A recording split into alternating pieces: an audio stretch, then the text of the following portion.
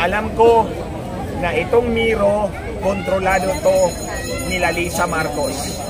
Sinabi ko na dati pa, gusto kong sampalin ang bruhang yan dahil sa ginagawa niya sa ating mga kababayan sa ating bansa. Eh kung tatakbo ako at dadayain ako nito para nang ako ang unang nasampal, I will not give her that opportunity.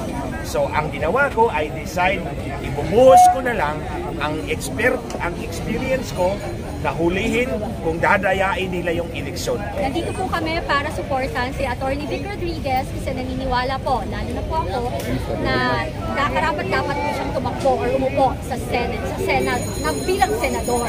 Mga kasangkayan, mga waray-waray, iboto ninyo, Sita Nini Ama, Congresswoman, First District, kalaban, kakuntra ni Tambahulas. Kalaban ni Tamboloslos. Perdihon gud nato ni Tambahulas. Sa hindi mga nakakaalam, ang nanay ko ay Waray from Calbayog City. Mga Diaz, mga Dulay Diaz po. So, Waray, diba? So, supportahan niyo po siya kasi kailangan natin palitan ng mga bagong leader ang ating namumuno sa gobyerno. Lalo na yung mga hindi gumagawa ng kabutihan.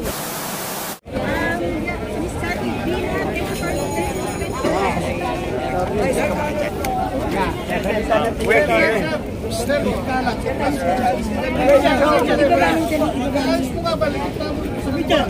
We are here to support we are here to support the candidacy of Vic Rodriguez. Marami pong nagtatanong sa akin kung nag-file po ako o hindi. Ang sagot ko po, hindi po ako nag-file ng aking certificate of candidacy because I can always set aside my own ambition. I can always set aside my own plans. Alam ko na itong Miro, kontrolado to nila Lisa Marcos. Sinabi ko na dati pa, gusto kong sampalin ang bruhang yan dahil sa ginagawa niya sa ating mga kababayan sa ating bansa. Eh kung tatakbo ako at dadayain ako nito para nang ako ang unang nasampal, I will not give her that opportunity.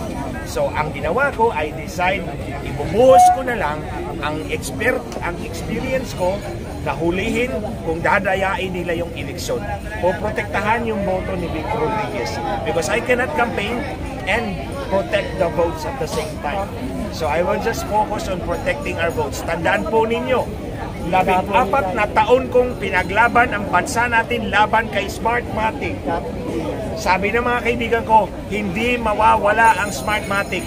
After 14 years of fighting, tingnan ninyo, nawala si Smartmatic. So ang bilin ko dito sa Miro, don't try cheating the elections. Kasi kung dadayain nyo yung eleksyon, ako na naman ang magiging kalaban ninyo.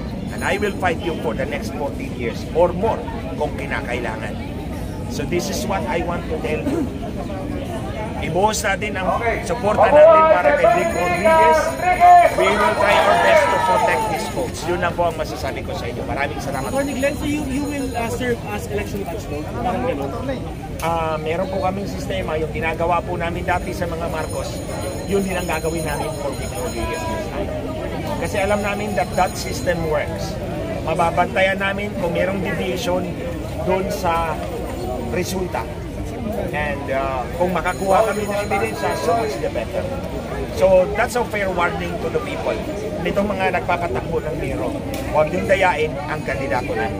Yung mga tatakbulin, pwede mo ba dito? Si Cathy Binay. Hello! Nandito po kami para supportan si Atty. Vic Rodriguez kasi naniniwala po, lalo na po ako, na dapat po siyang tumakbo or umupo sa Senate na bilang senador.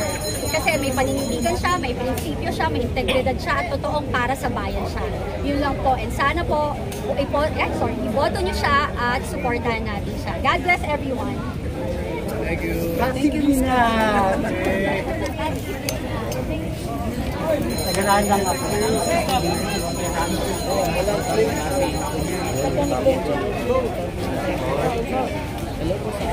Almost 600 videos.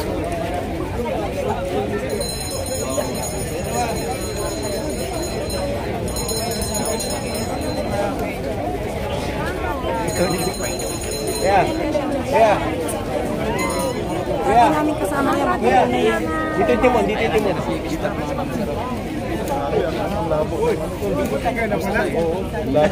minsan lang kami na makakita ng malarsiyan. Tol, labo dito tol ah. Labo ng signal, ator naglintsaw. Hoy, si Ate Bina. Ba't ang labo ng signal? Ay, sige, last na to.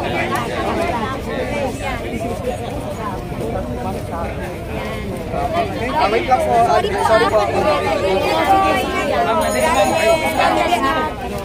Ayaw na. Pinila na ng balikan.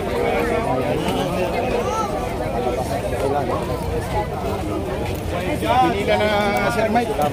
Yung balikan.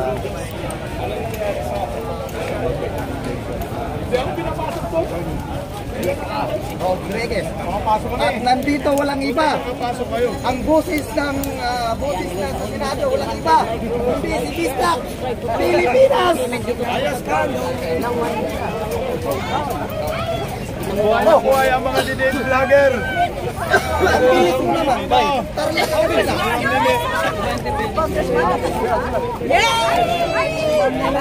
Yan yung Kalaban ko.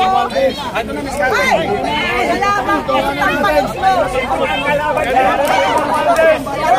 Ito ang kalaban ni Tambahuda.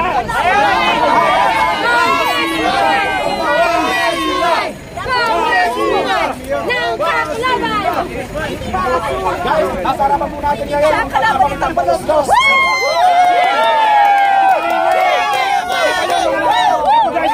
Kain sa atin noon. May sisigaw sa ang gaganda po at buwapo ang mga sa ating harapan ngayon. Mga vloggers. Sa mga kababayan namin sa 1st District of Leyte, mga kasangkayan, mga waray-waray, iboto ninyo, isita ninyo ang mga Congresswoman, 1st District, kalaban, kakuntra ni Tambahudas. Ang kalaban ni Tambalos 2. Perdihon gud nato ni Tambahudas! Tambahudas! Speech. Pwede yung kulang? Kahit sino po. Sige. Si Mascate. Sa hindi mga nakakaalam, ang nanay ko ay Waray from Calbayog City. Uy, wala Mga Diaz, mga Dulay Diaz po.